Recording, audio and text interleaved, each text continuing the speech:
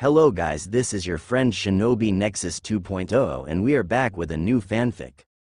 Which is what if Naruto was the heir of Whirlpool and got Harem Part 1.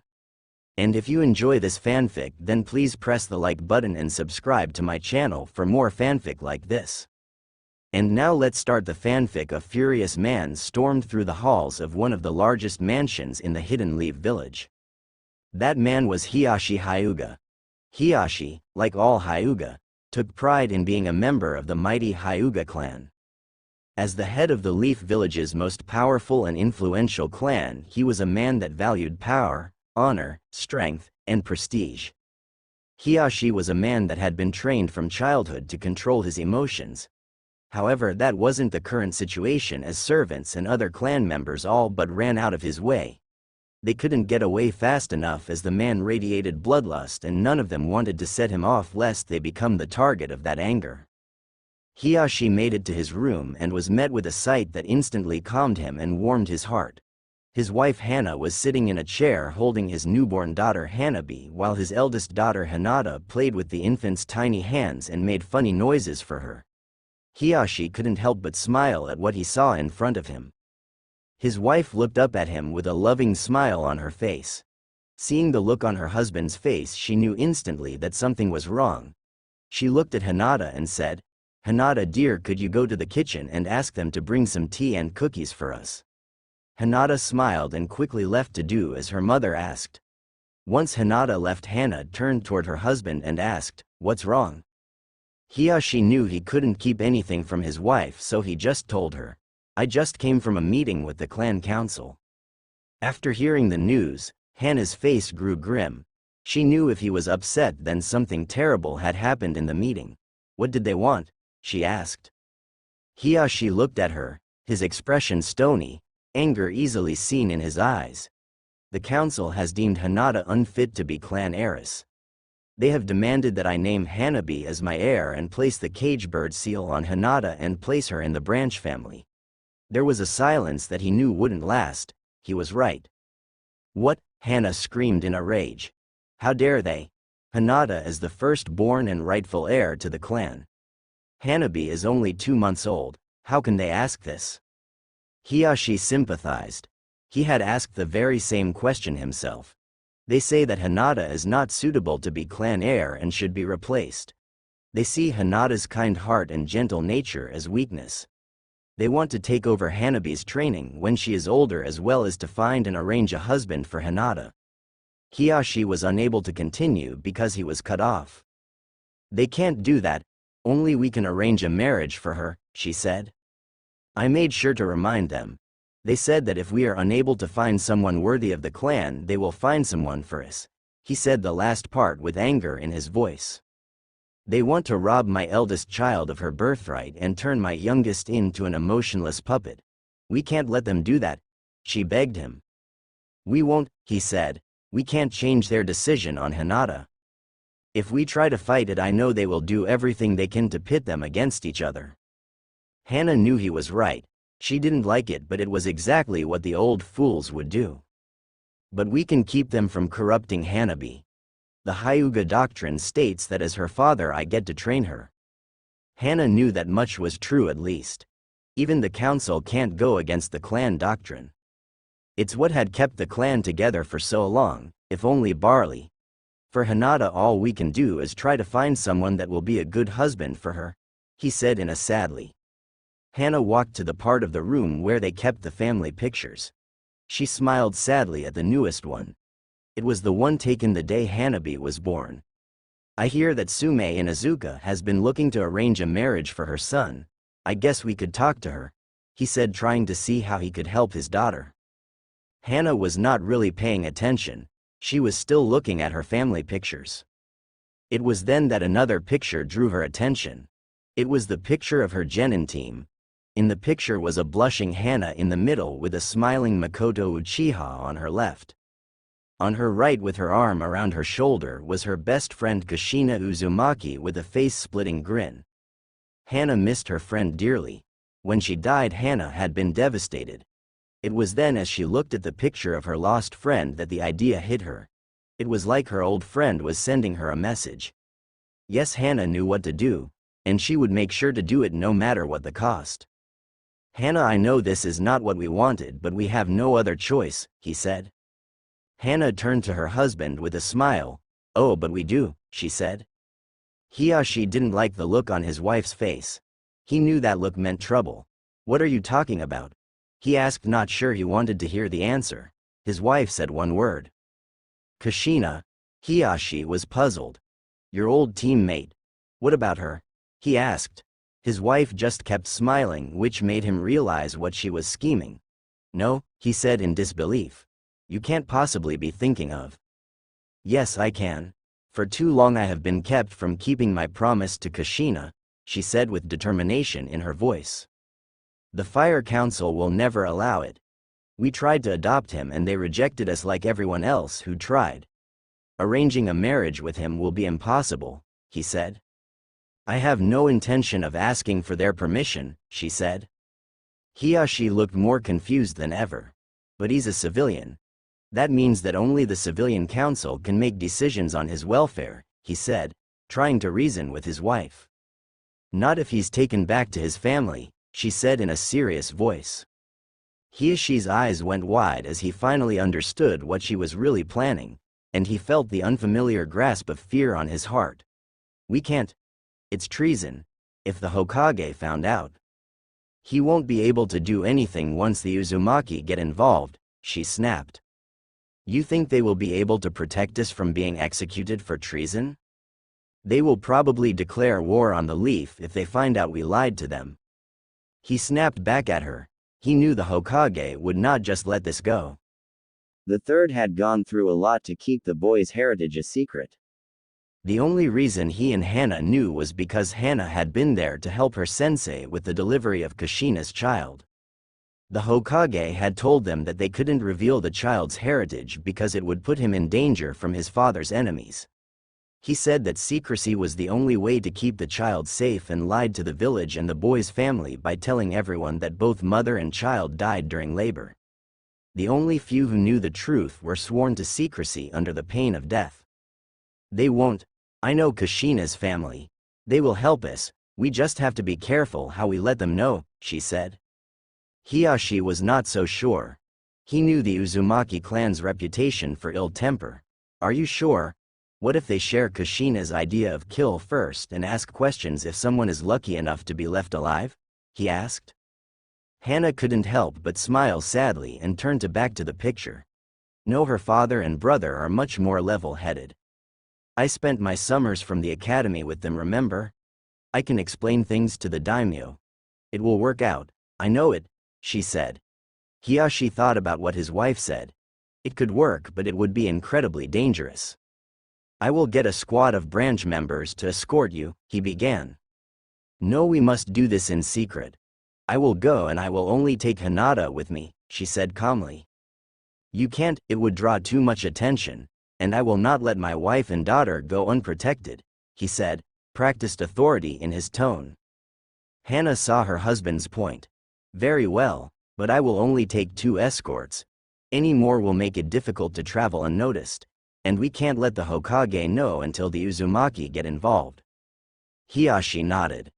I will tell Ko and Hideki to be ready by morning. What do I tell the elders if they ask where you went? Hannah thought for a second. Tell them I'm taking Hinata on vacation to Moon Country. They won't think anything of it, she said. She knew she was right.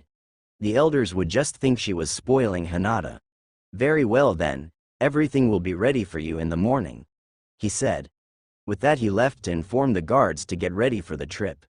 If everything worked out, the elders and the Council of Fire would be in for a big surprise. XXX. Well, that's the first chapter. It was a short intro to set up the beginning of the story. Please let me know what you think, what you like, don't like. I enjoy reviews and all feedback that will help the story become better than it is. Thanks to everyone for reading and look forward to see what you all think. Also, I would like to thank my friend JS for helping with the spelling, grammar. Hopefully the errors are down to a minimum. A drowsy Hinata blinked her eyes as she sat up in the large, comfortable bed.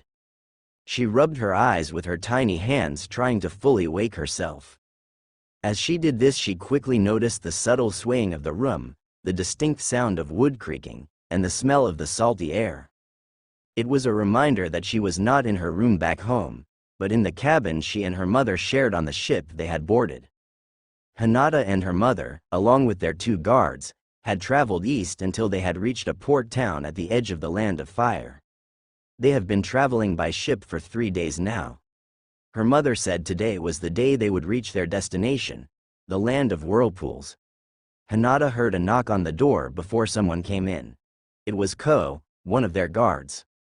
"Hinata-sama, I see you're awake. Hana-sama is waiting on the top deck. You should get dressed. I will wait for you outside and escort you to her." Hinata thanked him before he stepped outside. Once she was dressed, Ko led Hinata topside. Hinata took a deep breath of the cold morning air.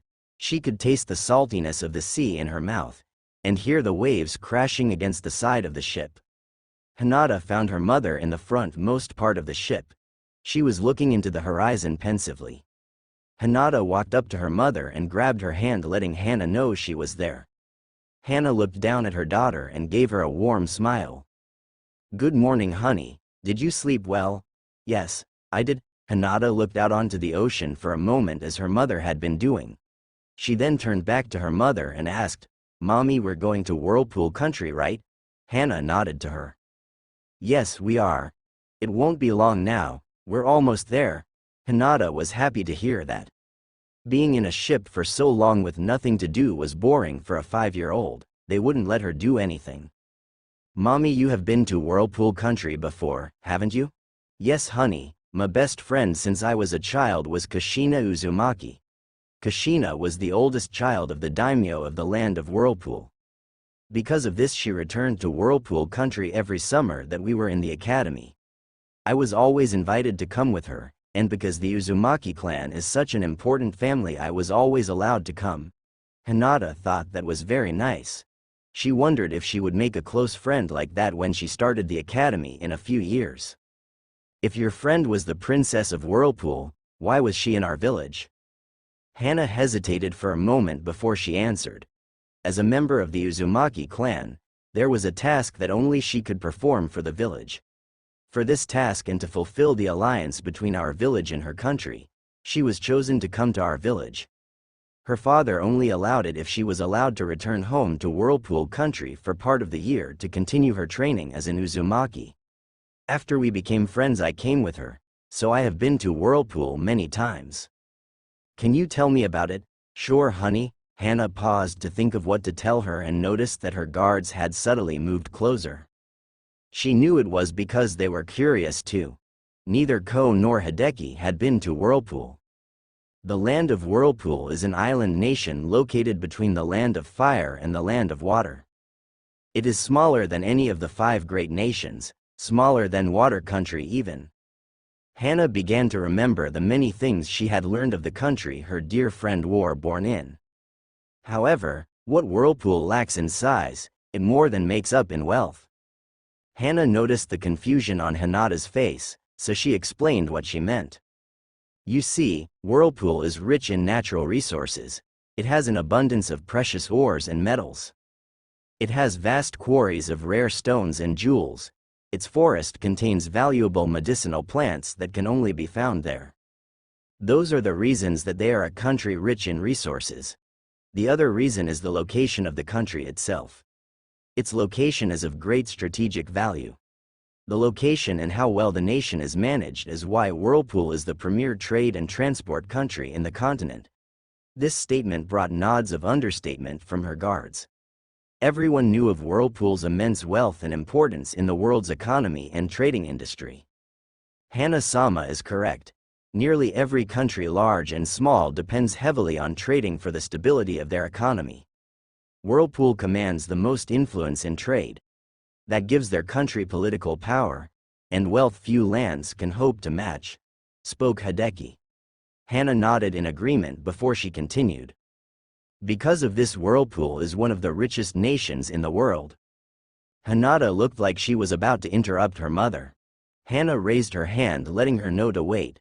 When Hana was sure Hinata understood, she continued. The power and wealth has also made Whirlpool country a target to those who would take the wealth and resources of Whirlpool and make it their own. Long before the ninja villages were even founded, daimyos and warlords raised mighty armies for the sole purpose of conquering Whirlpool. All that tried have failed miserably. Hinata couldn't hold her curiosity any longer and asked her question. Does Whirlpool have their own ninja village? Hana smiled at her daughter's impatience. Well, no, Whirlpool does not have a formal ninja village like we have at home, but they do have ninja. This answer might have confused most 5-year-olds, but Hinata was Hyuga. As one, she learned many things other children did not. Like the fact that not all ninja came from a ninja village. Whirlpool may not have many ninja, but it has one of the strongest militaries in the world. If it didn't, the country would have been conquered long ago. Hinata looked a little confused about that, so her mother elaborated. Most of Whirlpool's military is made up of samurai. They specialize in the art of the sword. The statement got little reaction from Hinata. She knew little about samurai. Hana noticed the disinterested looks from her guards. In many countries, especially in countries like our own where we have many ninja, samurai are uncommon. This unfortunately has led many, ninja in particular, to seriously underestimate the strength that a trained samurai can possess. Once again, Hana saw a look pass between her guards. They have never met a samurai before. Like many, they believed that ninja are far superior to samurai. But mommy, ninja are stronger because we can use chakra, right? Asked Hinata. Actually, Hinata, that is a very common belief among ninja. They believe that because ninja have the use of genjutsu and ninjutsu, that a samurai is of little threat to an elite ninja from a formal ninja village. Hideki got a smug look on his face. Ko, however, was beginning to think that his lady was going to say that would make them think otherwise. I don't want you to share this foolish belief, Hinata, so I will tell you about the samurai of Whirlpool. This got the focused attention of the 3 other Hyuga clan members. In Whirlpool, like in nations like the Land of Iron, the art of the sword has become a way of life. For many, it has reached a nearly religious type of reverence. Hana could tell her guards, Hideki in particular, wanted to comment on that but knew better than to actually do it. She knew why too. For a Hyuga who prides himself in his taijutsu, the use of any weapon is seen as weakness. Whirlpool samurai serve not only as bodyguards to the royal family but as guardians to their entire country. For this reason, the samurai of Whirlpool have been named the Guardian Corps. Hinata thought they had a cool name and wanted to know more about them. Are they strong? As strong as ninja? She asked. Like ninja, samurai in Whirlpool go through an academy. They train since childhood to learn the ways of the samurai. A master samurai can be as strong, if not stronger, than any ninja, regardless of rank. This got mixed reactions from the Hyuga listening. Hinata was amazed that someone that couldn't use any jutsu can be that strong. Her guards looked almost insulted by the comment. Wow, is it because the samurai are so strong that they don't have a ninja village? Asked Hinata. Yes, that is part of the reason. Whirlpool samurai are the strongest in the world. This gives Whirlpool enough military strength to not need a ninja village. There are other reasons why a ninja village is not needed, but I would rather show them to you. You just can't understand them until you see them with your own eyes. Now, do you remember that I said that while Whirlpool may not have a ninja village, they do have ninja, correct? Yes, I do, said Hinata with a nod.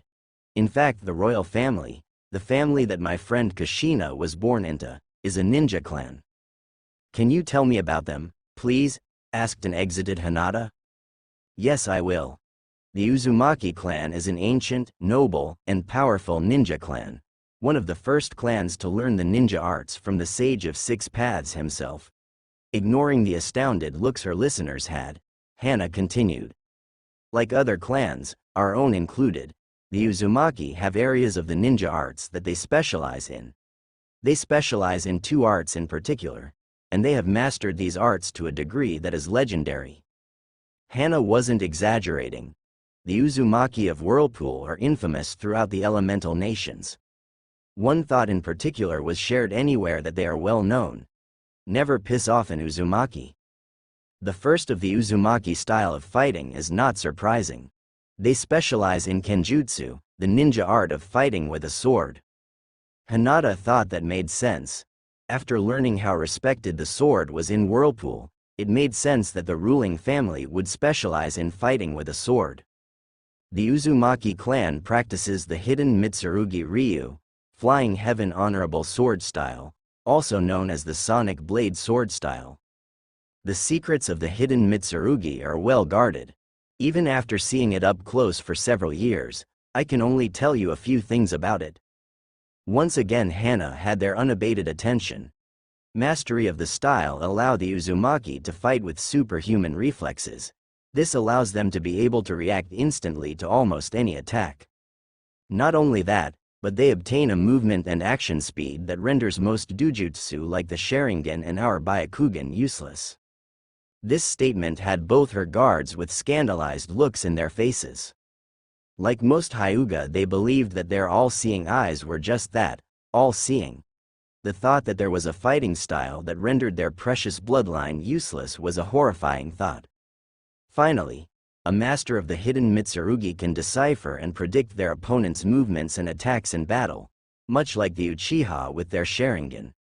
Except that the Uzumaki can't copy their opponent's moves, not that they have any need to. Hana remembered Kushina wiping the floor with several Uchiha and Hyuga when she and Hana took their Chunin and Jonin exams. Kushina may not have been a hidden Mitsurugi prodigy like her younger brother, but her mastery of the style earned her the title of Konoha's Red Death. She was known and feared by the enemies of the Leaf almost as much as her husband, the fourth Hokage. The second and perhaps most frightening skill of the Uzumaki clan is that they specialize in what is arguably the most difficult ninja art. They specialize in fuinjutsu, the art of sealing. They have mastered it to a level of skill that none ever thought possible. Their skill in sealing is why the Uzumaki are feared by their enemies throughout the world. But mommy, can't everyone learn sealing? Well, yes they can. The basics are like any other ninja art, easy enough to learn. But unlike the other ninja arts, one can study fuinjutsu their whole life and never truly become a master. You see, Hinata, the art of fuinjutsu is like painting or sculpting or playing an instrument. You practically have to be born with the gift for it to ever become a true seal master. That is what's so scary about the Uzumaki. For generations they have been born natural seal masters, nearly all of them. The Uzumaki are able to master even the most complex types of sealing techniques. They can decipher, compose, alter, or even remove any type of seal. For the two Hyuga with a seal on their foreheads, thoughts of its possible removal couldn't help but pass by them. For one who grew up branded for a life of servitude, any thought of the possibility of freedom only occurred in their dreams. Hinata thought about what her mother said because it was her dream to one day unite her family. She hated that her family was torn in two, and that most of them were branded to be little more than slaves. The thought of freeing them from that fate was something that appealed to her, and appealed to her greatly. All three were brought back from their thoughts when Hana continued. The use of sealing in battle is one of the many reasons the Uzumaki are so feared in battle. The Guardian Corps samurai have special seals on their armor that protect them from chakra-based attacks. Like the snow ninja in the first Naruto movie but with seals instead of machines. The seals make all type of ninjutsu and genjutsu utterly useless against them. Ko and Hideki understood that without the use of chakra, the advantage of ninja over samurai would be greatly reduced. They now realized that even their own fighting style would be useless against Whirlpool samurai. It's lucky that even with their famous temper, the Uzumaki rarely go to war. Only when foolish daimyos or cages try to take Whirlpool's riches does the Guardian Corps go to battle. To try and take Whirlpool is suicide. Its defenses are impenetrable. Hana saw the confused, curious looks they all had and smiled. Don't worry, you'll see soon enough. You have to see for yourself to truly grasp how futile it would be for anyone to try and invade Whirlpool.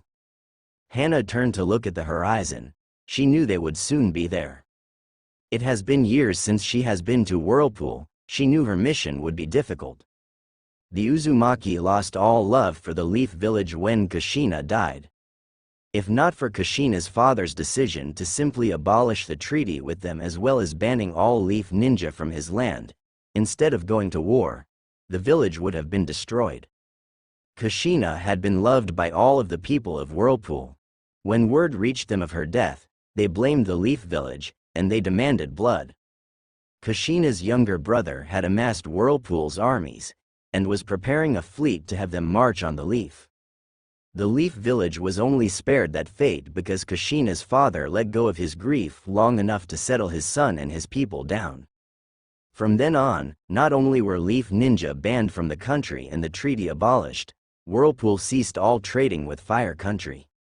The Fire Daimyo had been furious with the village for that. It had been a devastating economical blow to the nation since they now had to go through other lesser and more expensive ways to trade for just about everything they imported to the country. For the last 5 years the Fire Daimyo had been trying desperately to gain the Whirlpool's daimyo's favor. He went as far as to offer one of his daughters for an arranged marriage with Kushina's brother. That offer was refused. Kushina's brother vowed never to marry again after his young wife and son were killed. Hana knew that coming to Whirlpool was dangerous. She hoped they could blend into the crowds and make to the people's palace before they were discovered. If she could get an audience with Kushina's father, she knew she could get him to listen and understand. It would not be easy, but Hana would do what she had to for her daughter's future. She would do it not only for Hinata but for her godson too. She had been denied his adoption by the civilian council, and the Hokage had ordered her to stay out of the boy's life. "It's too dangerous for him," the Hokage said. "You are too close to his mother. His parents' enemies would find him if they found out your connection to him," he said. Well, Hana would not let the village treat her godson like trash anymore.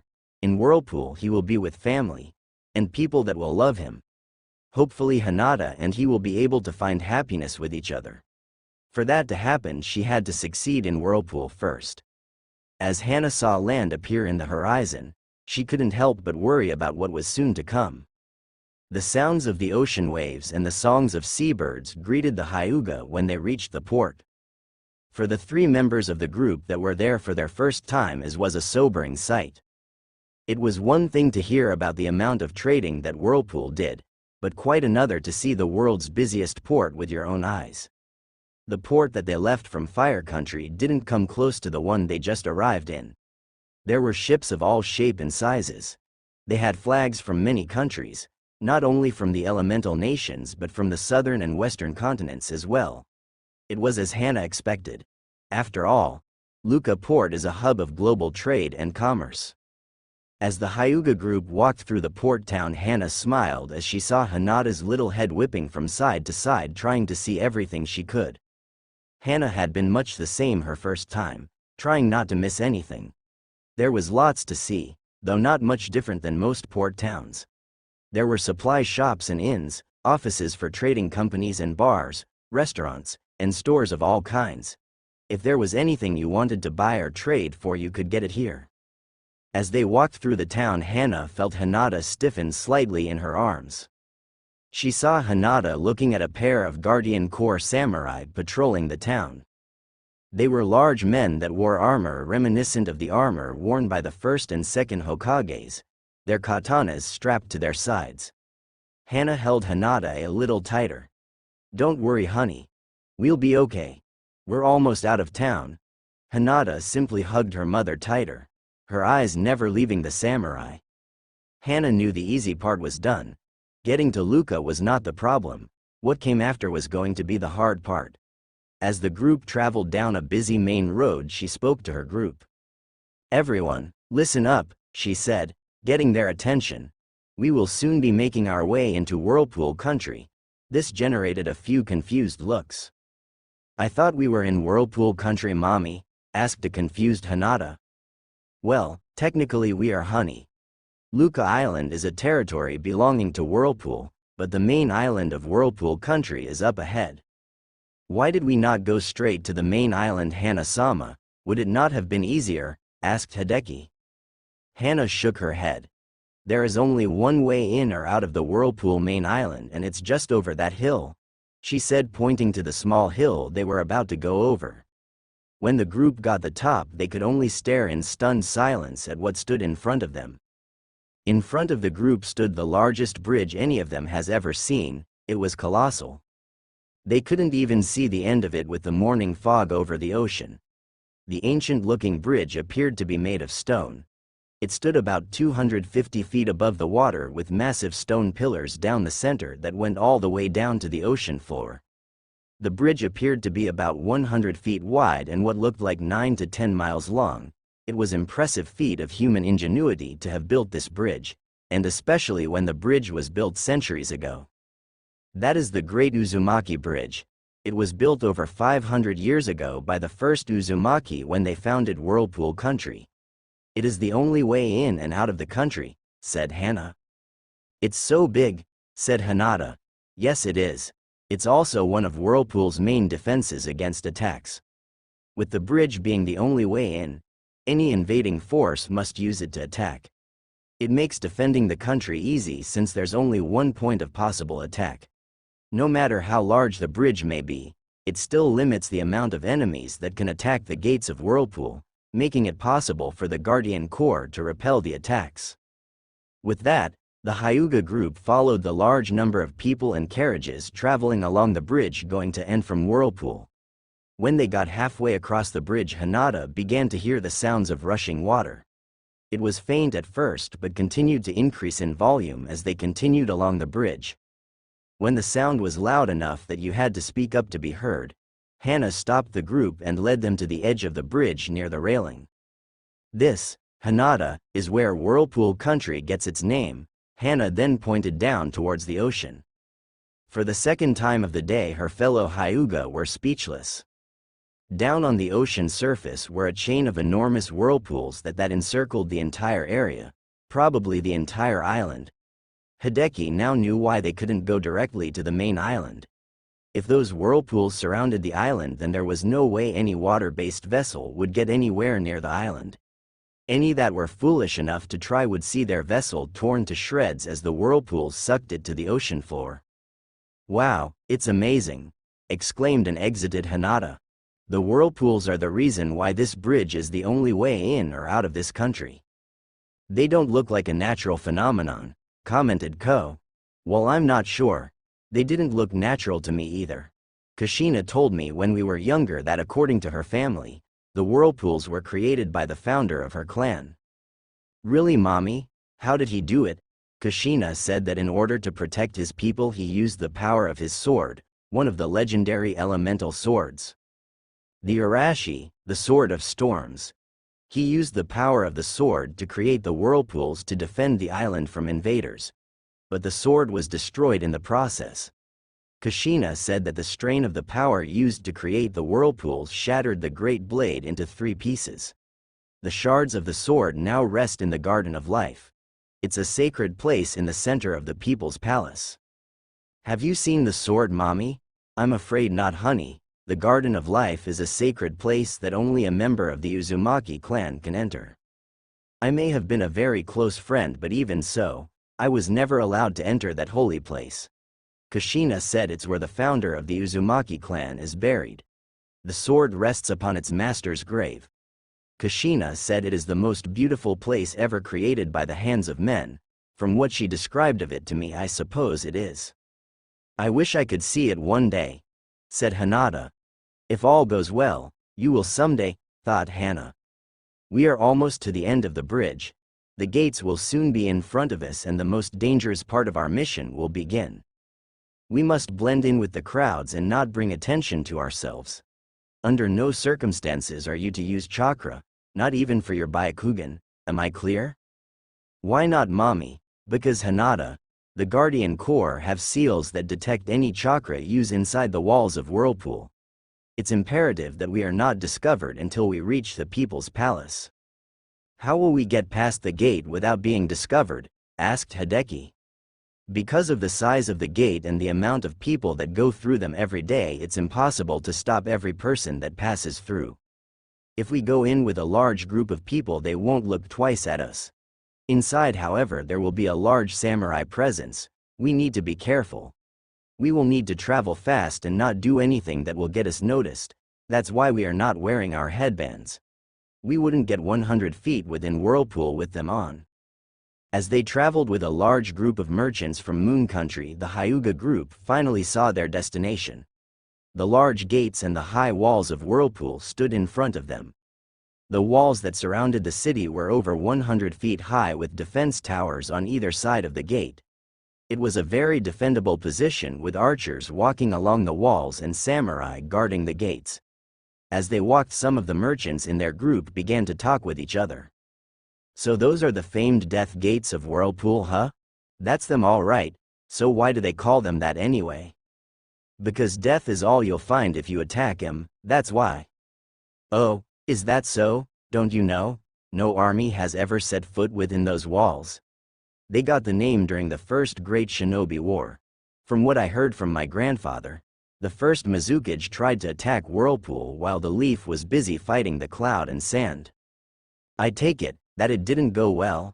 The merchant laughed before he continued. The Mist Ninja got slaughtered. They brought all their strength, nearly 4,000 ninja of all ranks. But because of this bridge, their numbers were no advantage. With the Guardian Corps outside the gates and the archers raining arrows down on them from the walls, they could do little else but get killed. Didn't the ninja use jutsu? Oh, I'm sure they tried. But the walls and the gates are covered in seals that protect them from just about any ninjutsu. After 4 days and heavy losses from both sides, the Whirlpool daimyo activated the powerful defense seals on the gates. My grandfather didn't know what they actually did, but it ended with every single Mist Ninja dead. Every single one? Surely there was some survivors? Nope, they were killed down to the last man, damn. Got that right. As they passed the gate, Hinata noticed that each of the massive iron doors had half of what looked like the symbol that was in the leaf headbands and on the ninja vests. Mommy, why does that symbol look like the one in our villager? Asked Hinata in a whisper. Because when our village was founded, it was with the help of the Uzumaki. We wear it as a sign of respect and of our alliance with Whirlpool, even if that alliance has not existed for 5 years. As the group left the gate plaza, they got their first real look at the city. Like everything else about Whirlpool so far, what they saw was greatly unexpected. Before them was a city larger than any other they had even heard of. The city was larger than the Fire or even the Earth Country's capital, which was famous for its size. From their vantage point, they could tell that several leaf villages would fit within the borders of this single city. Welcome to Iandril, royal city of Whirlpool. I have never heard of such a large city, said Hideki. Yes, unfortunately people focus so much on Whirlpool's wealth and possible military that a lot of their culture is missed. The reason Iandril is so large is because it's the only major city in the country. Whirlpool has small cities and villages, but it has no other major cities. I see, is that our target? Inquired Hideki, pointing to the largest and tallest structure in the center of the city. Yes, that's the people's place. It's the home of the royal family as well as the Guardian Corps. It's a city within a city. The Guardian Corps Academy, training grounds and barracks are there. If we can get there, I can request a meeting with the daimyo. I'm sure he will see me if we can get there. Let's go. Hana felt nostalgic as she led her group through the city. She had spent a lot of time in this metropolis with Kushina.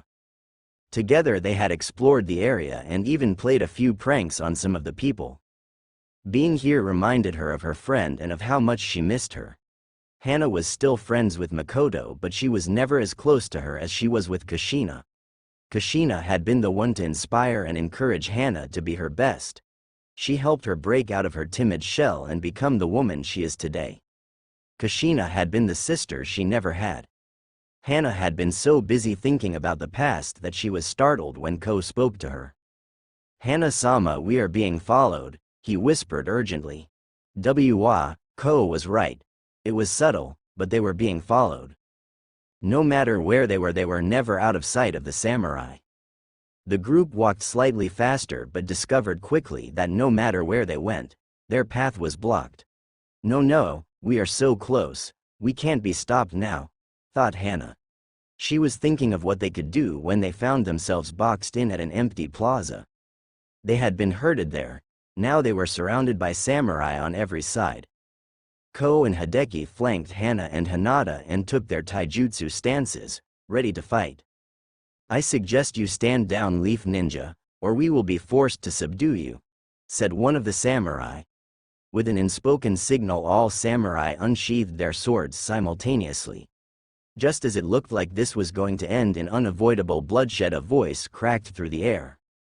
"Samurai, stand down. We do not draw our blades on women and children," a chill voice echoed from the shadows. Samurai parted, and from the shadows of an alley a man stepped out, keeping his face hidden from the Leaf Ninja. Unlike the other samurai, he did not wear armor. Instead, he wore an elegant red and white kimono and a long white coat with blue trim and the kanji for kenjutsu on his back, a single sword strapped to his hip. "Imagine one of the coats the captains on Bleach wear, as that is what I was thinking."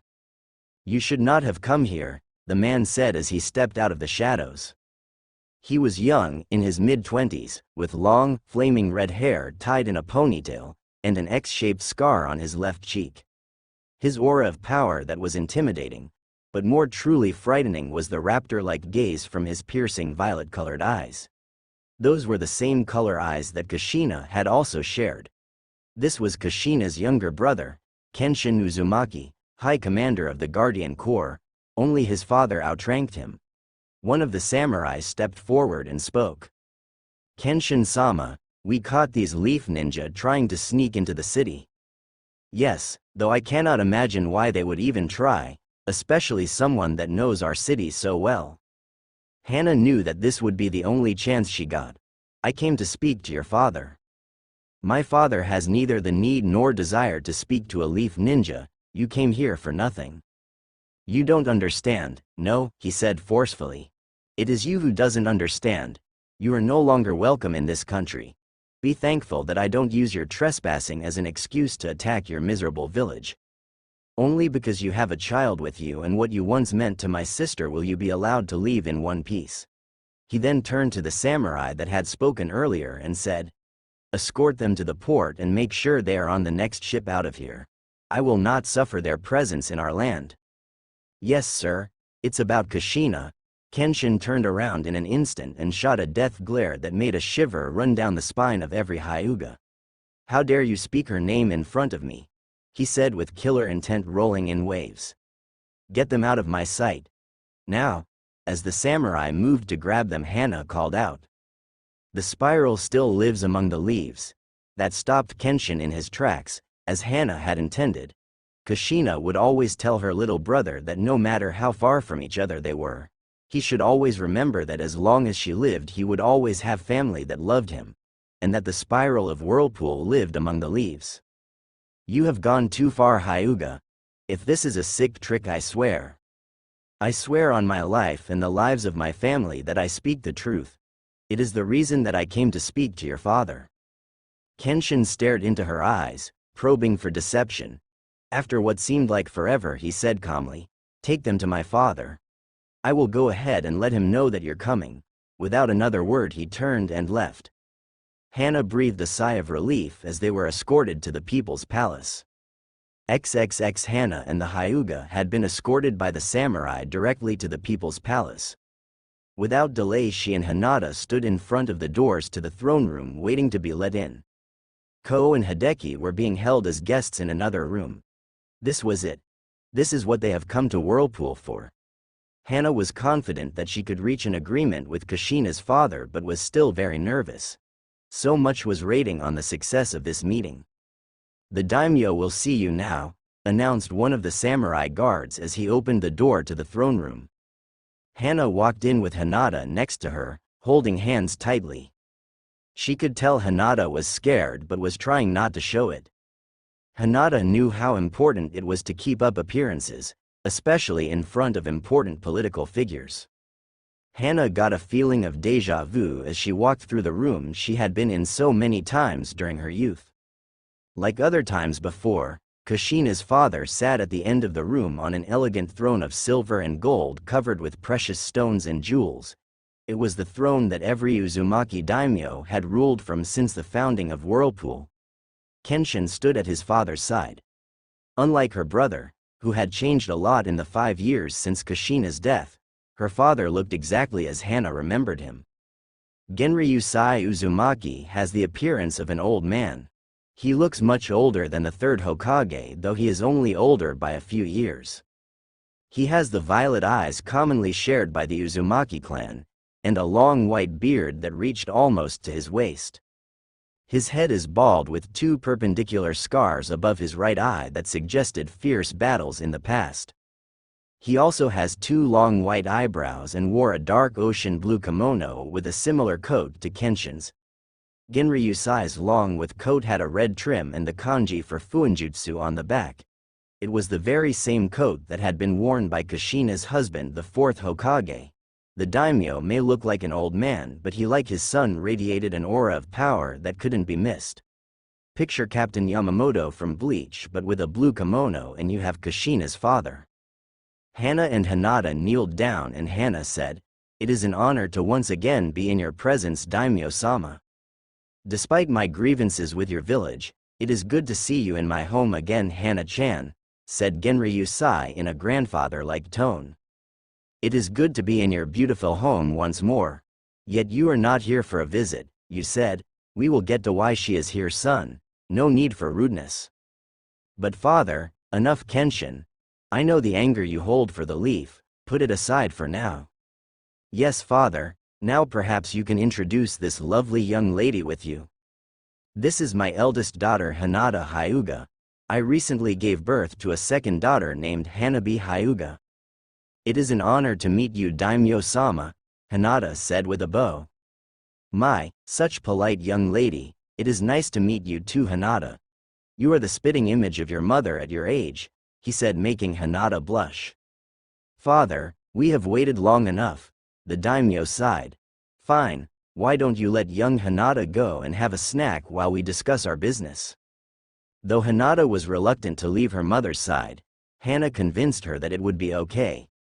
Once she was escorted out by a servant, Hana turned to the Uzumakis and spoke. "I have come here without the knowledge of my village or my clan, with the exception of my husband. The reason for this is because what I have to say would have me and my husband executed as traitors to our village." "Very well, nothing you say nor knowledge of your being here will reach your village. I give you my word as an Uzumaki," said the daimyo. Hana knew that what she was going to say next would either save her daughter or destroy her village. 5 years ago you were told that Kushina, her husband, and their unborn son were killed during the 9-tailed fox's attack on our village. Are you saying that was a lie? Is that why they refused to deliver my sister's body?" asked Kenshin in a tone that promised vengeance if it was true. "I wish it was, but no, Kushina and her husband are gone." "And the child? Did my grandson perish with his parents?" "No, your grandson is alive and, what, why weren't we told? How dare you?" "Quiet, Kenshin," said the daimyo in an imperial tone, his grandfatherly attitude long gone and now replaced by a steeled mask of controlled emotions. "Let her finish. I don't know why you were not told, but we were told that the child's heritage must be kept secret until he is old enough to protect himself from his parents' enemies. The few who know of the child's parents have been told to keep it a secret under penalty of death." "So the child is in your care then?" asked Genryusai. Hana hesitated before she said, "No." "Then which clan took charge of him?" "None. The Hokage forbade any of the clans from fostering him." "Then where has my grandson been raised for the last 5 years?" "He has been at one of the village's civilian orphanages." "What?" screamed Kenshin, but he was cut off by the massive wave of bloodlust that radiated from his father. "Are you telling me that your village all but kidnapped my grandson from us, just so he could be left to rot in an orphanage like a commoner? My grandson, my beloved daughter's son, a prince of Whirlpool, in an orphanage?" spat Genryusai, his powerful frame shaking in rage. "And you didn't do anything about it? You who were to be his godmother. You who Kushina considered a sister in all but blood. My sister would curse you from her grave if she knew you have betrayed her so." "Let her speak, son. because what she has to say will determine not only her own fate, but that of her village. Now tell us, what reason could Sarutobi have to lie to us? Why would he risk the destruction of his village to keep my grandson hidden from us? I believe the reason he was kept from you was because in his last act, his father Minato sealed the nine-tailed fox within his own son. I believe that the Hokage knew you would demand custody of the child, and for some unknown reason he refused to lose him. Some unknown reason? It's obvious that he plans on turning my sister's son into a weapon like the other villages do with their own Jinchuriki. If that's the case, then the Leaf Village will burn for this treason, said Genryusai. Please, I beg you not to punish the village for the mistakes of our leaders. With all its faults, Kushina still loved the village with all her heart. She died to protect its people. To turn around and destroy it would be an insult to her sacrifice. You expect us to do nothing? Asked Kenshin incredulously. No, I also want my godson out of that horrid place. And I have a way to do it without bloodshed, she said, pulling out a sealing scroll. I have here a betrothal contract signed by myself and my husband, as well as by Kushina and Minato. My husband and I have never been able to make its existence known because of the Hokage. We can't call for it to be activated without suffering the Hokage's wrath, but if you demand it when collecting your grandson, he can't do anything about it or prove you had anything to do with it. Yes, we can say that my daughter sent us the contract for safekeeping. And now that we've discovered the Leaf's lie, we want the contract activated. Yes, you can demand his custody and activate the contract, which will form an alliance with the Hyuga clan. Yes, your clan and not the Leaf Village. That will give my family protection from the Hokage. After all, he won't be able to retaliate against us without risking a conflict with the Uzumaki. Very well, Hana-chan, we will do it your way, for now. But if Sarutobi gives me reason to, I will punish the village for their treachery. Hana knew that with the Uzumaki it was as good as it was going to get. She agreed and began to tell them her plan. When she was finished and was leaving to get Hinata, Genryusai spoke to her. Hana, what is my grandson's name? His name is Naruto Uzumaki. Naruto Uzumaki, a fine name indeed. Had been 3 weeks since Hana and her group had returned to the Leaf Village, and neither her clan nor the Hokage had any idea of what was coming. Hana was sitting in the garden of the Hyuga compound with little Hanabi in her arms while she watched as Hinata played with the flowers. Without Hana ever noticing, a figure seemed to materialize from the shadows of the wall behind her. An emotionless voice spoke to her. It begins today. Hana whirled around, activating her Byakugan. She tried to find the source of the voice, but the person had vanished.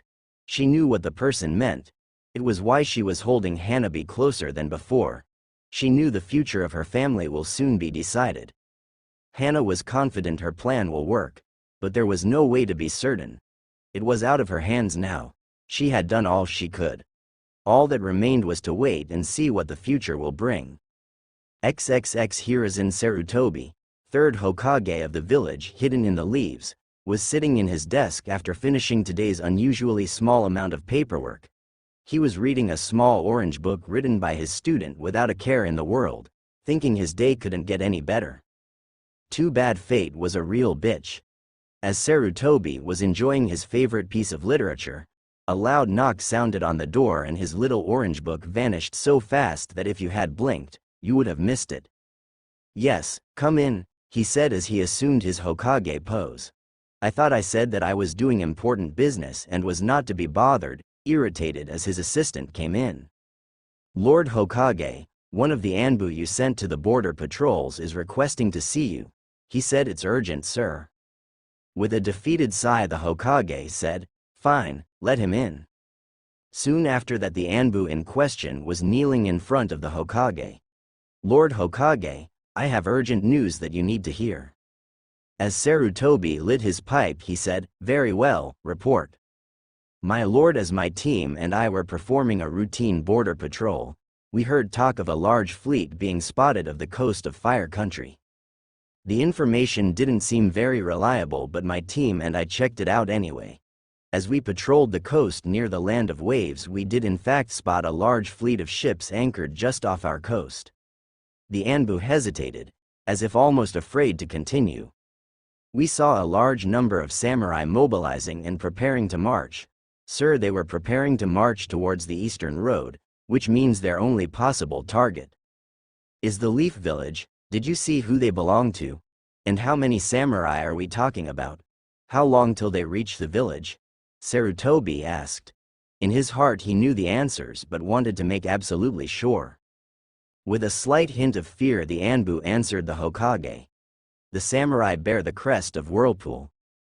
I don't have exact numbers, but I would say they are 2,000 strong at least, maybe more. Unopposed, they will be here in 2 days.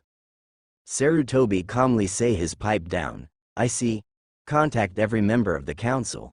Tell them we have an emergency meeting. Sir, one last thing, the Badosei himself is leading them. I saw him with my own eyes, sir. Go, now. The Anbu left immediately in a swirl of leaves. The Hokage snapped his fingers and a young-looking Anbu wearing a crow mask appeared in front of him. You called Lord Hokage? He asked in a monotone voice. Itachi, find the boy and take him to my home. You are to remain there until I say otherwise. Let no one see you. Let no one anywhere near him until I get there. Do you understand your mission? Yes, Lord Hokage. Without waiting for anything else, Itachi left. Sarutobi took one last look at the photo of the 4th Hokage before he left to go to the council room. XXX in the Hyuga compound, Hiyashi walked into his room where Hana sat looking at their sleeping children. The Hokage just called for an emergency meeting, he stated. I see, she said without looking at him. Don't worry, my love, we are ready. He spoke to her in a reassuring tone. But what if something goes wrong? She asked as she turned to him, fear evident in her eyes. Nothing will go wrong. Our family will be safe. I will make sure of it, he said in a tone that left no room for argument. I must go. I will speak with you when I return. Hana could only nod to her husband as he left for the meeting. She could not help but worry. This was her plan. If something wrong happened, it would be her fault. She knew it was for the best, but that didn't make it any less nerve-wracking. XXX the Hokage sat in the council room watching as the last of the clan heads and members of the civilian council arrived for the meeting. He waited until everyone was seated before finally addressing them. I have called you all here today to tell you that an army of samurai has landed on our eastern coast and it appears to be ready to march against us. If left unopposed, it will be here in 2 days at the earliest. That statement alone was enough to fill the room with screams, yells and arguments. The Hokage let them go on for a few seconds before he yelling, enough, be quiet. It was imperative that everyone shut up to hear what he had to say next. Once everyone did shut up, one of the Hokage's advisors, Danzo Shimura, spoke up. Where are they from? And how many of them are there? They are about 2,000 strong, and bear the crest of Whirlpool, said the Hokage, knowing the reaction it would cause. Sure enough, he had to settle them down again before one of the clan heads spoke up. The daimyo of Whirlpool has been content for 5 years with only cutting ties with our village. What reason would cause him to attack us now?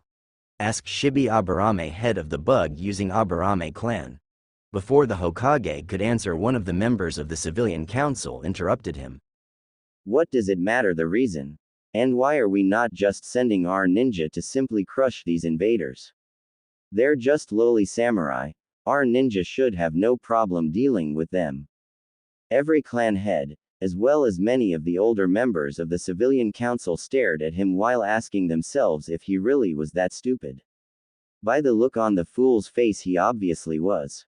Finally, it was Inochi Yamanaka, head of the Yamanaka clan, that answered his stupid question. The reason may not matter to you, fool, but it matters to those of us who have to go out there and die to protect idiots like you. Inochi's longtime friend Shikaku Nara, head of the Nara clan, also helped explain. And the reason we don't just send our ninja after them is because we don't have the manpower to face them in open battle. They would outnumber us and outpower us as well, he said in a bored tone as he rested his head on the table.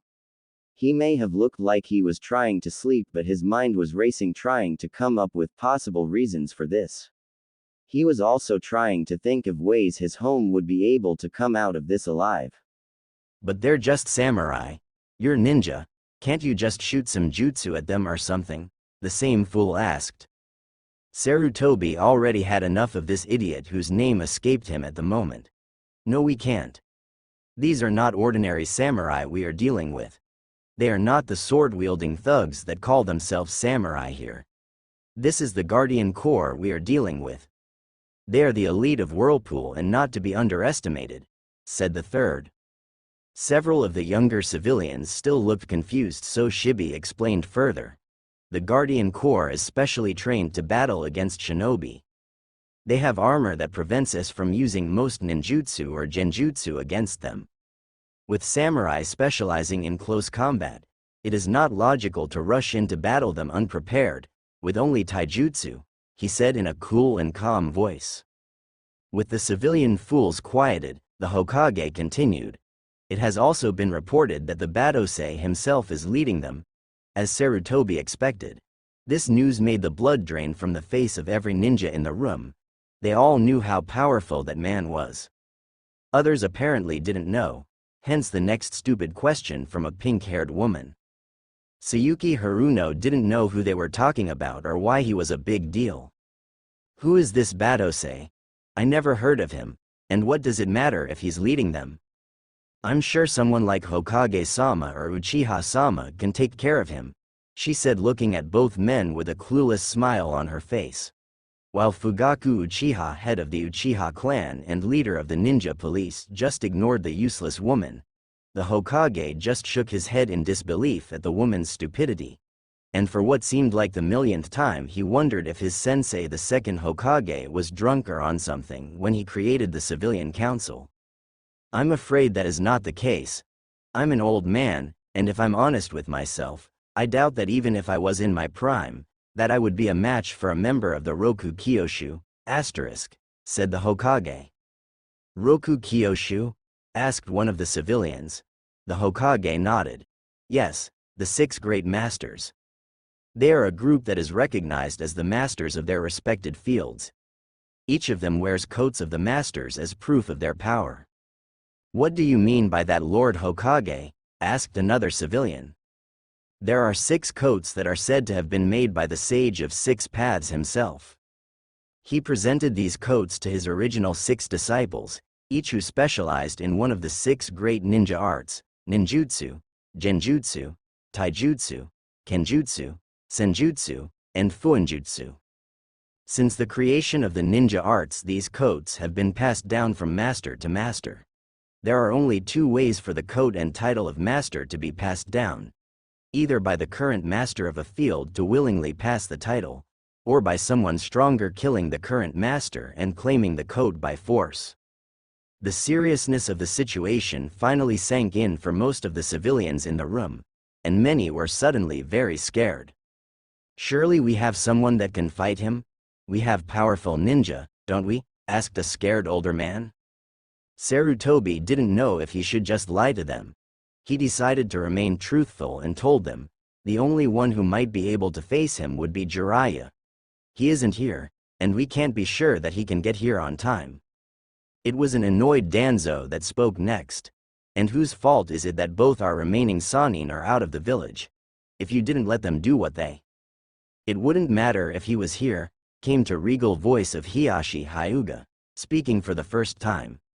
As everyone's attention was directed at him, he continued. In all of his life, Kenshin Uzumaki has only failed to win one fight he wanted to win. Even then, his opponent was only able to fight him to a draw. This was news, even to the Hokage. Nobody had ever heard of the Badosei ever fighting to a draw. And who, pray tell, was his opponent Hyuga? For I have never heard of this, said Fugaku with a sneer. Hiyashi stared at the Uchiha head with a mask of indifference and answered, I believe you have heard of him, Uchiha. After all, he was our teammate for years, but perhaps you remember him best as your 4th Hokage, said Hiyashi as he fought to keep his mask. The Uchiha really pissed him off. The stunned silence in the room was broken by the Hokage. Minato fought the Batosei? When? And for what reason? And how is it that only you know of this? I know because my wife and I saw the fight with our own eyes. The reason nobody knows is because it is not common knowledge. And the reason they fought was for the hand of Kushina. They fought for Kushina's hand? Asked Sume Inazuka, head of the Inazuka clan. Yes.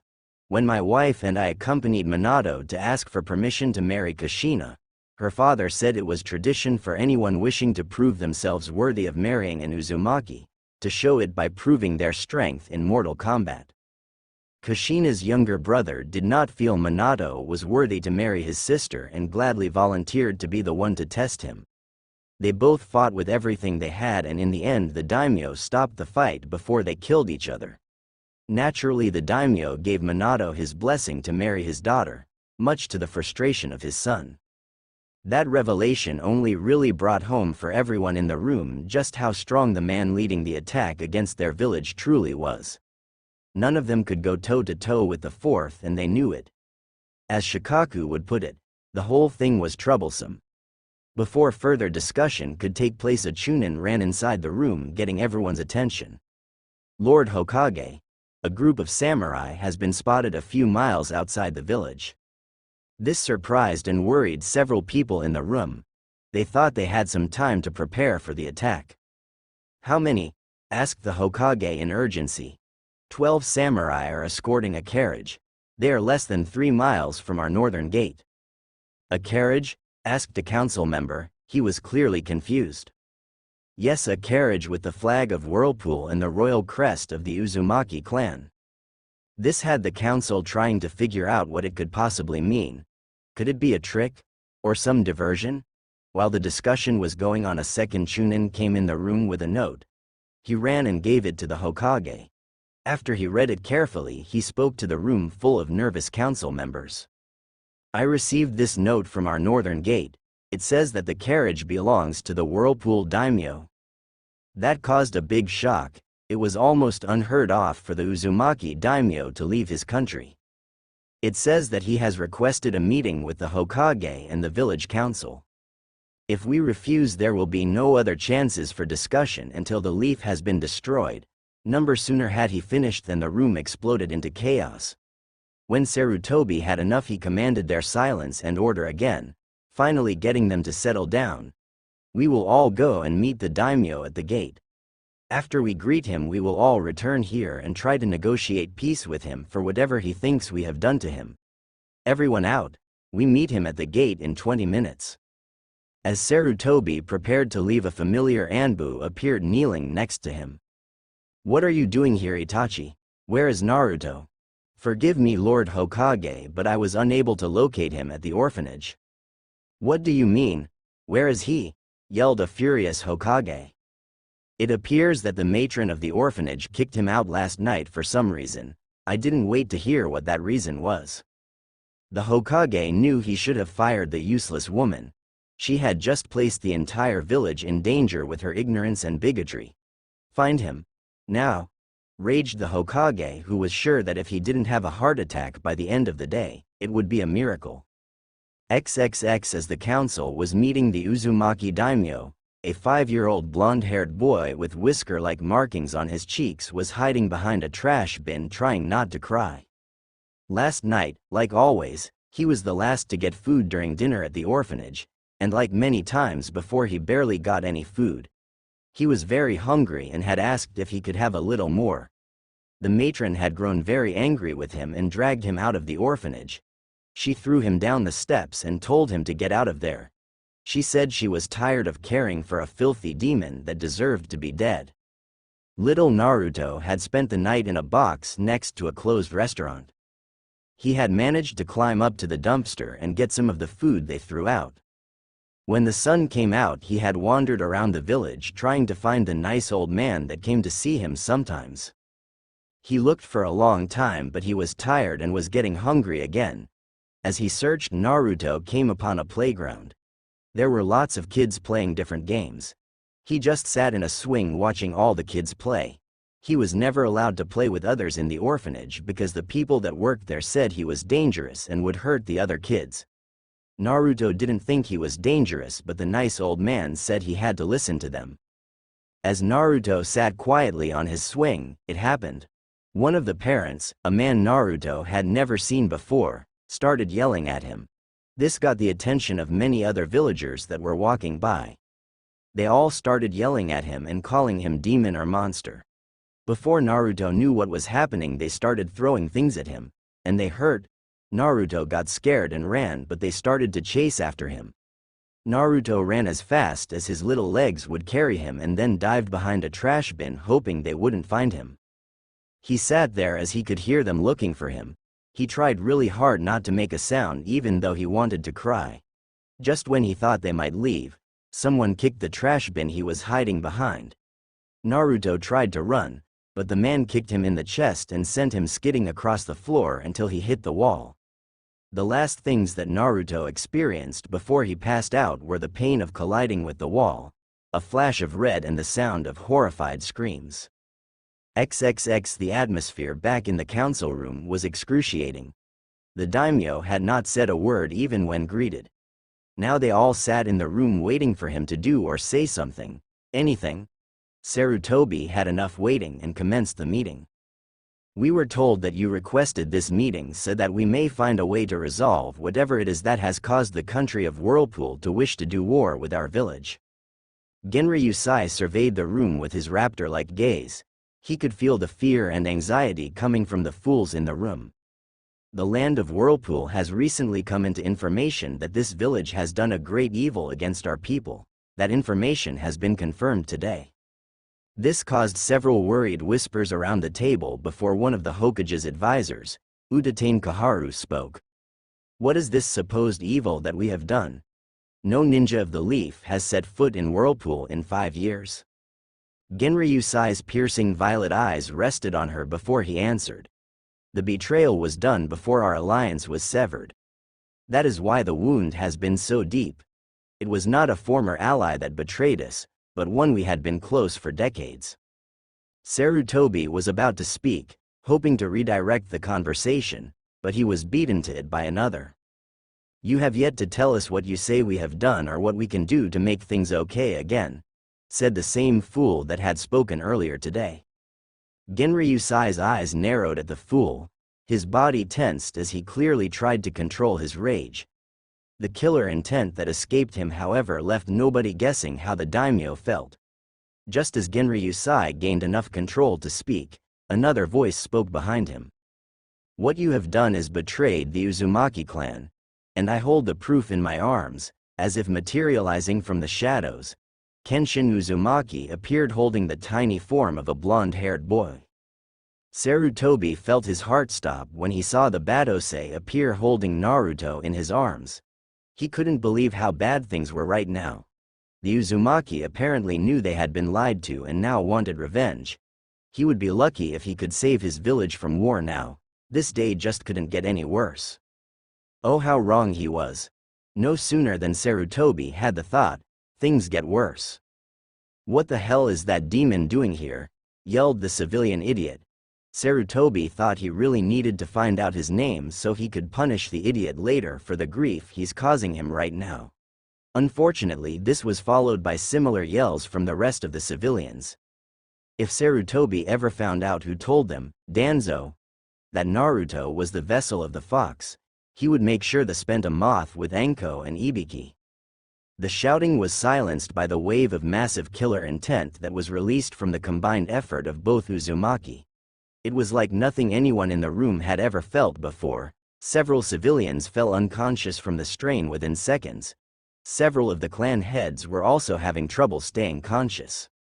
If anyone ever calls my grandson that vile name again, I will personally remove their head from their body. Am I clear? Roared Genri Usai, shaking with rage as he visibly placed his hand at the sword on his hip. Slowly the pressure was released, much to the pleasure of the members of the Leaf. Once the council had time to process what the daimyo had said, it was as Sarutobi had feared. Looks of shock and recognition were followed by shouts of anger and denial. mostly by the civilians, while most of the ninja turned to look at Sarutobi with either confusion, disbelief, anger, betrayal, or a mixture of all of them together. Silence. Genryu Sai was not in the mood to entertain these fools' tantrums. My son will explain why I call this child my grandson. Genryu Sai stretched his arms, calling for his son to give him the child. As Genryu Sai saw his grandson for the first time, he felt he would weep as he saw the boy's face. The boy may have his father's hair, but his facial structure was defiantly his mother's. Of course, once the initial shock passed, Genryu Sai noticed the cuts and bruises the little boy had all over his face and body. He was also clearly malnourished and weighed far less than a healthy boy his age should have. Genryu Sai felt his rage began to rise again before his son placed his hand on his shoulder, letting him know to calm down. It was a rare experience to be the one who needed to be calmed down, especially with his son of all people being the one to calm him. Kenshin glared at the room, letting them know to keep their mouths shut as he spoke. As you all know, the Uzumaki clan specializes in sealing techniques. As such, we have developed many specialized type of seals. One such seal is a blood analysis seal. This particular seal analyzes a person's blood down to the tiniest detail. With this seal we can know, among other things, without a shadow of a doubt if someone belongs to a specific clan or family. I used this seal on the boy. He is without question the son of my sister and her husband, the fourth Hokage. There was silence. Many of the civilians looked like they wanted to argue, but they were smart enough to know that if you called this man a liar to his face, you would be likely to end up dead or missing some limbs. Danzo was inwardly seething. He had always planned to take possession of the boy and turn him into a weapon. He now knew it would be impossible with the Uzumaki taking him away. He had to figure a way to keep the fox boy in the village. If what you say is true, I can assure you that it was not made known to the council, he said, deliberately looking at the Hokage. Had it been known to us, he would have been treated as his proper station dictated. As the last heir of the Namikaze clan and the son of the fourth Hokage. Danzo mentally smirked. He knew that the only way to keep the boy in the village was if he was accepted as the son of the fourth. It was the only way the stupid civilians would want the boy here, and the only way the ninja of this village would fight to make sure it happened. The fourth Hokage was loved by all shinobi and nearly worshipped by the civilians. Yes, Danzo needed the boy to be recognized as the fourth son for his plan to work. Sarutobi knew that Danzo was up to something but had to follow his lead anyway. I kept the knowledge of Naruto's parents a secret for his own safety. Minato and Kushina made many powerful enemies. Enemies that would have come after him in an attempt to get revenge on his parents by killing him. The village was too weak after the losses suffered from the attack of the fox. The only way to keep Naruto safe was to keep his identity as the last Namikaze a secret. Genryu Sai sent a death glare at the Hokage. My grandson would have been perfectly safe behind the walls of Iandril. You had right to keep him from us. I am sorry. I made a promise to Minato that I would make sure his son would be safe. Sarutobi felt older than ever as he realized that he had not done a very good job of watching over Naruto. I know I have made mistakes. I have tried to do my best, but I'm far from perfect. All that I can say is I am sorry for the mistakes I made, but I did what I thought was best at the time. It was a glaring Kenshin that answered Sarutobi. Your mistakes will cost you dearly. Look at how I found my nephew. He spat out, pointing to Naruto, who was covered in cuts, bruises and dirt. I found him being attacked by a mob of your people. He's only 5 for Kami's sakes. Sarutobi's face paled at hearing that. Several of the ninja council looked pissed while Danzo was seething at the civilians' stupidity. It would be nearly impossible to get the Uzumaki to leave the boy here now. The Hokage tried to reassure the Uzumaki. I can you that those responsible will pay for their actions. They already have, and they paid with their worthless lives, said Kenshin in an icy tone. This statement drew gasps of shock and looks of fear from many council members. The Hokage didn't know what to feel. He was furious at his people that would attack a child, but was greatly saddened by the loss of life of these misguided people.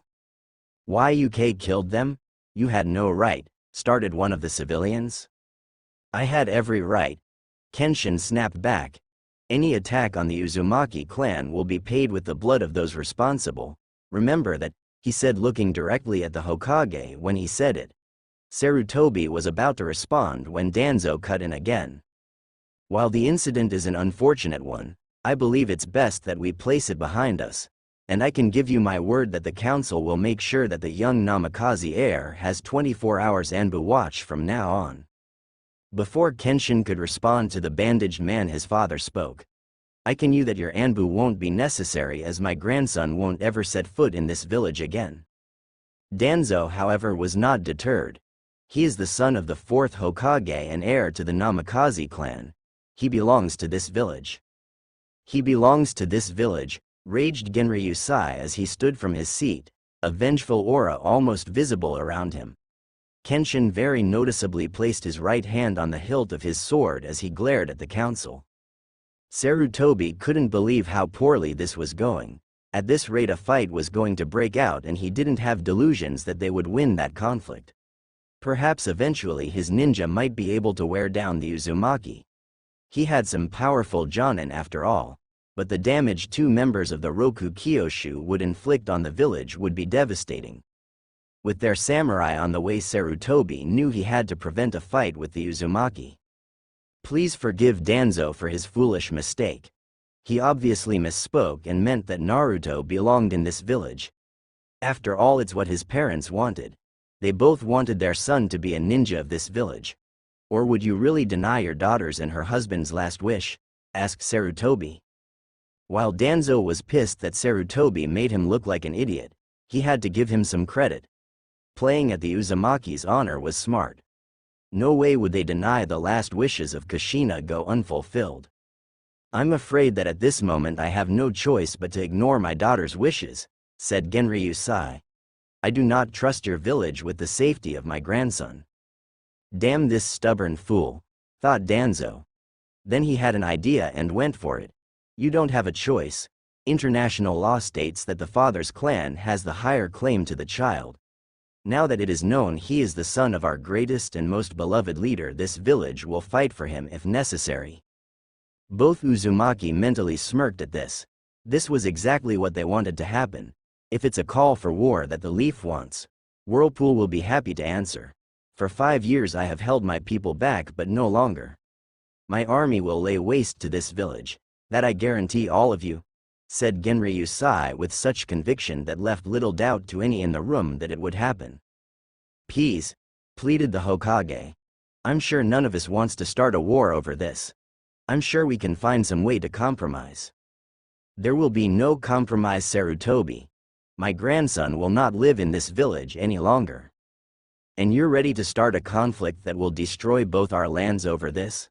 The Guardian Corps may be strong, but you can't fight all of Fire Country with 2,000 men, no matter how skilled they are, argued the Hokage. Danzo saw an opportunity and joined Sarutobi. That's right. The Fire Lord will not stand to have an invading army on his land. You would not only fight the Leaf Ninja but the Samurai Legions of Fire Country as well, and they alone outnumber you over 10 to 1. The Leaf would also have the aid of our ninja allies. The Sand, Star, and Waterfall villages would be on our side, said Sarutobi, hoping this would deter a conflict that would cost thousands of lives. Genryusai began to stroke his beard with one hand as if contemplating what they had said before he answered them. Yes, it would be a rather costly endeavor for us if things were as you said they are. He then smirked at them, sending a shiver down their spine. It's a good thing that things are most certainly not the way you say they are. Of Kaur, Danzo began. No, they're not, interrupted Genryusai.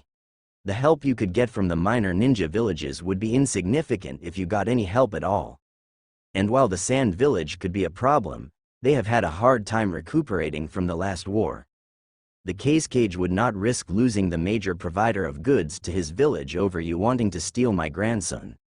No, I don't think you will have their aid at all. Danzo growled, mainly because the old fool was probably right in his assessment of the situation. The Fire Daimyo would still not let your samurai simply. He was cut off as Genryusai simply started to chuckle. Have none of you wondered why I came to you from the northern road to your village? This was met by blank looks of confusion until someone said, troublesome. Everyone in the room turned to look at the head of the Nara clan. It has been bothering me since we were told. Now I realize why you were coming from the north when your army was coming from the east. You were coming from paying a visit to the fire daimyo, weren't you? Genryusai's smirk grew larger at that. As usual, the intellect of the Nara clan is impressive. Yes, I did pay a visit to my old friend the Fire Lord. He was overjoyed to have me in his home and received me with a massive feast in my honor. And imagine his surprise when I told him the reason for my visit. He was naturally appalled that a village that his country hosted had done such treachery as to basically kidnap a member of the Whirlpool royal family. But we didn't know, whined one of the civilians. It matters little to me or to your daimyo, responded Genryusai. He even offered to come here himself at the head of his army to make sure my grandson was returned to me. The fire daimyo knows well what damage I can do militantly, economically, and politically. He won't side with you in this. Of course, my promising to resume our trade with Fire Country if he gave me his support in this also helped, he said with a smirk on his face. Let's face it, your village is at an all-time low. You haven't recuperated from the Fox's attack and the short war with the Cloud Village that shortly followed it. If there was a war between our nations, your village would not survive. The council members and the Hokage lowered their heads in defeat. They knew the daimyo was right. They were about to lose the son of their greatest hero forever, and it was entirely their own fault. Just as all seemed lost, a voice got everyone's attention. Perhaps there is no need for conflict. It was the voice of Hiashi Hyuga that said this. I don't know if you are aware, but both I and my wife, Hana Hyuga, were rather close to Minato and your daughter Kushina. Genryusai smiled, knowing the plan was going perfectly. Yes, how is Hana-chan? I have missed her dearly since the last time she came to Whirlpool, said Genryusai using his grandfather-like voice, which actually had some people thinking it was creepy the way he quickly changed attitudes. She is doing well, thank you. She is at home with my newborn daughter, but it was actually my eldest daughter that I wished to speak to you about. Genryusai frowned, pretending to be upset. Is that so? This wouldn't have anything to do with a certain document that my daughter sent to me for safekeeping, would it? This had everyone's attention, just as Hiashi and the Uzumaki had planned. It would. But I will leave it for you to decide. I will tell you this. It would have made your daughter very happy if you agreed to it. I know my wife would be thrilled if you did. Forgive me, Hyuga-sama, Uzumaki-sama, but what are you talking about? Asked Sayuki Haruno. Genryusai looked at the pink-haired woman and answered. We are talking about a betrothal contract that was made between my grandson and Hiashi's eldest daughter and signed by my daughter and her husband. This caused an excitement to all Leaf members. Here was a chance of keeping the fourth son in the village. I supposed I would be willing to consider it, said the daimyo as he stroked his beard. Under certain conditions, of course, he said. What conditions would those be? Asked Hiashi. First and most important, the contract was for your daughter to join the Namikaze clan. That will be impossible, as I intend to make my grandson my heir. If you agree to this, you must agree that your daughter will join the Uzumaki clan. Before Hiashi could answer, Danzo interrupted. He is the son of the fourth Hokage. He is by birthright the heir on the Namikaze clan. And you have a healthy son able to pass on your family name. My son has forfeited his right to the line of succession. He has sworn an oath never to take a wife again. As such, I have the right to choose another as my heir. I choose my grandson, Naruto Uzumaki, as the heir of Whirlpool. Your own daimyo has accepted my choice. I believe it was in the hopes of arranging a marriage with my grandson and one of his granddaughters, but I made no promises. Then perhaps a different arrangement can be made, said Fugaku Uchiha. As the last heir of two clans he has. No, the Uzumaki daimyo snapped angrily. The Uzumaki do not practice the CRA. And perhaps that is why your clan is down to 2 members, answered Fugaku calmly. 3 members, corrected Kenshin with steel in his voice. Perhaps we should allow Naruto to choose whether or not he wishes to be part of the CRA when he is older, said Danzo, confident that he could find a way to manipulate the boy to choose to take part in it. Danzo would need strong soldiers when he became Hokage after all. I can agree to that. What about you, Hiyashi? Asked Genryusai. That is acceptable to me. Very well.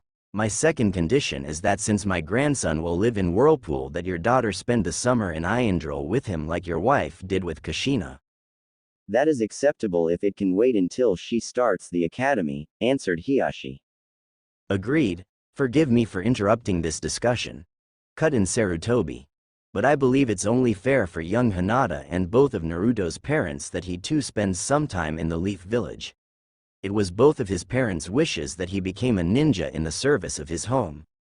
The Leaf Village is no longer his home. However, I will allow him the choice to return here when Hinata is ready to become a genin, and if he wishes he too can join the Leaf as a ninja as well. Genryusai grudgingly said this as he knew that his daughter would have wanted him to give Naruto the choice. Sarutobi knew this was as close as he was going to get for now, so he let the matter drop. Genryusai turned to leave, but before he did he addressed the council one last time. I will make myself clear on this. You should all be thankful to Hiyashi and his wife. My current agreement with the Hyuga clan is the only reason I'm not declaring war on your village this very second. As long as the alliance between the Hyuga and the Uzumaki stands, your village is safe. Without another word, the daimyo left the room with his grandson in his arms and his son guarding his back. Hiyashi mentally smiled at how perfectly his wife's plan had worked. Not only was his village safe and his family protected, but his wife's godson was with his family. He had also gained protection for his daughter from the clan council, as there could be no better husband for Hinata than the new prince of Whirlpool. As much as Hiyashi liked looking at the council's horrified and angry looks, he had to let his wife know it had gone well. If you'll excuse me, I have to let my wife and my clan know about the new developments from this meeting, Hiyashi said in his Hyuga voice. Yes, I think we all need to reflect on what happened in this meeting, and I need to prepare for the announcement that I will make to the village, letting them know about Naruto's heritage. Now that he is with the Uzumaki, there is no reason to keep that information hidden. Sarutobi didn't look happy at all when he made that statement. What a drag. You know this is going to cause a lot of grief with everyone in the village, said Shikaku. I know, but we don't really have a choice anymore. The Uzumaki will not keep quiet about Naruto's parents. The village will have to deal with it whether they like it or not, said the third. XXX. Several minutes later, Hiyashi made his way into his room and found Hana sitting alone on their bed. Where are the children?